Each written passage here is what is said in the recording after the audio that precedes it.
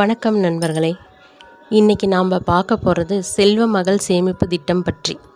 உங்கள் வீட்டில் ஒரு பெண் குழந்தை இருந்தால் இந்த வீடியோ மட்டும் முழுசாக பாருங்கள். ஏன்னா இந்த ஒரு திட்டம் உங்கள் மகளோட படிப்பு, கல்யாணம், எதிர்காலம் எல்லாத்துக்கும் பெரிய உதவியாக இருக்கும். சரி, இந்த திட்டம் என்னன்னு பார்ப்போம். முதல்ல இந்த திட்டத்தில் யாரெல்லாம் சேரலாம்? 10 வயசுக்குள்ளே இருக்கிற பெண் குழந்தைகள் இந்த கணக்கை ஆரம்பிக்கலாம். அம்மாவோ அப்பாவோ இல்லை கார்டியனோ ஆரம்பித்து வைக்கலாம். இப்போது பணம் எவ்வளோ கட்டணும்னு கேட்பீங்க. வருஷத்துக்கு வெறும் 250 இருந்தாலே போதும். அதே நேரம் அதிகபட்சம் 1.5 லட்சம் வரைக்கும் சேமிக்கலாம். அடுத்து எல்லாரும் கேட்குற கேள்வி, வட்டி எவ்வளவு? தற்போது இந்த திட்டத்துக்கு 8.2% வட்டி கிடைக்குது. இந்த திட்டத்தில் அரசு வட்டி விகிதத்தில் சில மாற்றத்தை கொண்டு வரலாம். ஆனால் பெருசாக ஒன்றும் மாற போகிறதில்ல. இன்னொரு முக்கியமான விஷயம், இந்த திட்டத்தில் கிடைக்கிற ஒரு பெரிய நன்மை என்னென்னா டேக்ஸ் பெனிஃபிட்.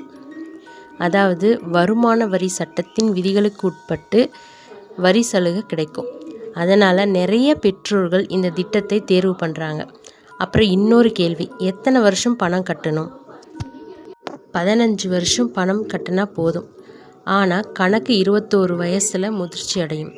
உதாரணத்துக்கு நீங்கள் மாதம் 1000 சேமிக்கிறீங்கன்னு வச்சுக்கோங்க. 15 வருஷம் தொடர்ந்து சேமித்தா 21 வருஷம் முடியும் போது ஒரு நல்ல தொகை கிடைக்கும்.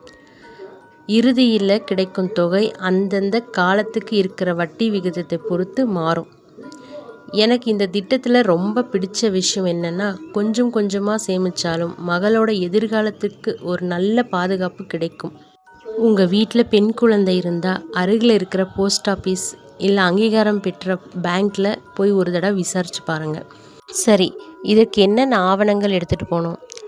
குழந்தையோட பர்த் சர்டிஃபிகேட், ஆதார் கார்டு, உங்களோட ஆதார் கார்டு, யார் கார்டியனாக இருக்கீங்களோ அவங்களோட ஆதார் கார்டு, பேன் கார்டு, குழந்தையோட ஃபோட்டோ, இது மட்டும் போதுமானதாக இருக்கும். சரி, இப்போ இந்த அட்டவணையை பாருங்கள். வருஷத்துக்கு 500 ரூபா கட்டுனீங்கன்னா 15 வருஷத்துக்கு 7500 ரூபா கட்டியிருப்பீங்க. 21வது முடிவில் உங்களுக்கு 10,457 ரூபா ரிட்டர்ன்ஸ் கிடைக்கும். வட்டி மட்டும் 2,957 ரூபா உங்களுக்கு ஆட் ஆகிருக்கும். அதுவே ஒரு 25,000 வருஷத்துக்கு கட்டுறீங்கன்னா 15 வருஷத்துக்கு 3,75,000 கட்டியிருப்பீங்க. உங்களுக்கு வட்டி தொகை மட்டுமே 1,47,825 ரூபா வந்திருக்கும். 21வது வருஷம் முடிவில் உங்களுக்கு 5,22,825 ரூபா கிடச்சிருக்கும்.